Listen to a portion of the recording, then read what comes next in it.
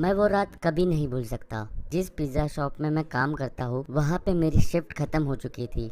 मैं रेडी हो रहा था घर जाने को, तभी वो फ़ोन बजा। उस रात काउंटर पे मैं ही अकेला काम कर रहा था, तो मैंने ही फ़ोन रिसीव किया। लेकिन कोई बात ही नहीं कर रहा था, इसीलिए मैंने फ़ोन रख दिया। कुछ 1 मिनट बाद फिर से वो फ़ोन रिंग हुआ। मैंने फ़ोन रिसीव किया, तभी भी साइलेंस ही था।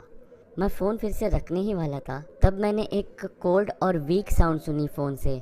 वो आवाज़ किसी ओल्डर वूमन की थी।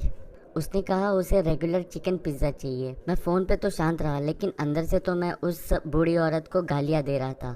मैं अपनी शिफ्ट ख़त्म करके घर जाने ही वाला था, तभी उसका फ़ोन आया था। मैंने अपने बॉस को कहा कि कोई तो पिज़्ज़ा डिलीवरी ऑर्डर कर रहा है। मेरे बॉस ने कहा मुझे वो पिज़्ज़ा डिलीवर करना होगा। पहले तो मैं बहुत अपसेट हुआ, लेकिन मैंने सोचा कि मुझे इसका टिप भी मिलेगा, और बूढ़े लोग बहुत ही ज़्यादा अच्छी टिप देते हैं। मैंने एड्रेस नोट डाउन किया और मैंने उसे कहा कि मैं वहाँ पे जल्दी आ जाऊँगा, लेकिन उसने पहले से ही फ़ोन कट कर दिया था। वो काफ़ी स्ट्रेंज था और रूड था।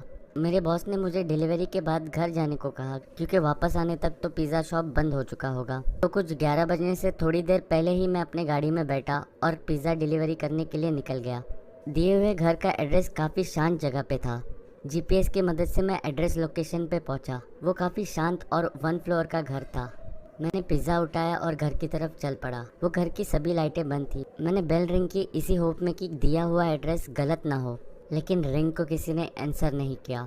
मैंने फिर से डोर बेल रिंग की, लेकिन अभी भी किसी ने आंसर नहीं दिया था। मैं अभी वहाँ से निकलने ही वाला था, तभी मैंने अपना सर राइट साइड में घुमाया और मैंने देखा कि वहाँ पे खिड़की पे कोई खड़ा है। मैं पहले तो काफ़ी डर गया, फिर पीछे हुआ, फिर उसके बाद मैं इवेंचुअली उस खिड़की के पास गया उस इंसान को देखने। वो एक बूढ़ी औरत थी, मिड 70s में। वो एक ब्लैंक एक्सप्रेशन के साथ मेरी तरफ स्टेयर कर रही थी। विंडोज़ के थ्रू मैंने चिल्लाया कि उसका पिज़्ज़ा मेरे पास है, लेकिन उसने कुछ रिस्पॉन्ड ही नहीं किया। इसलिए मैंने और भी चिल्ला के कहा, तभी उसकी फेस पे एक बड़ी सी स्माइल आई। वो स्माइल कोई जेन्युइन स्माइल नहीं थी, वो काफ़ी क्रीपी और डरावनी स्माइल थी। मुझे आज भी उसकी स्माइल और वो एक्सप्रेशंस याद है।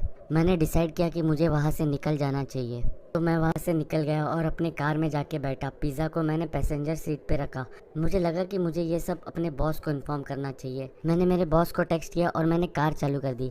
बस एक बार मैंने राइट साइड में अपनी नज़र डाली। मैंने देखा कि वो औरत पैसेंजर सीट के विंडो में मुझे अभी भी देख रही है, वही सेम स्माइल और एक्सप्रेशन के साथ मुझे स्टेयर किए जा रही है। ये देखते ही मैंने वहाँ से अपनी कार बड़ी तेज़ी से भगाई और मैंने पीछे मुड़ के भी नहीं देखा। इसके बाद मेरे बॉस ने मुझे कभी लेट नाइट डिलीवरी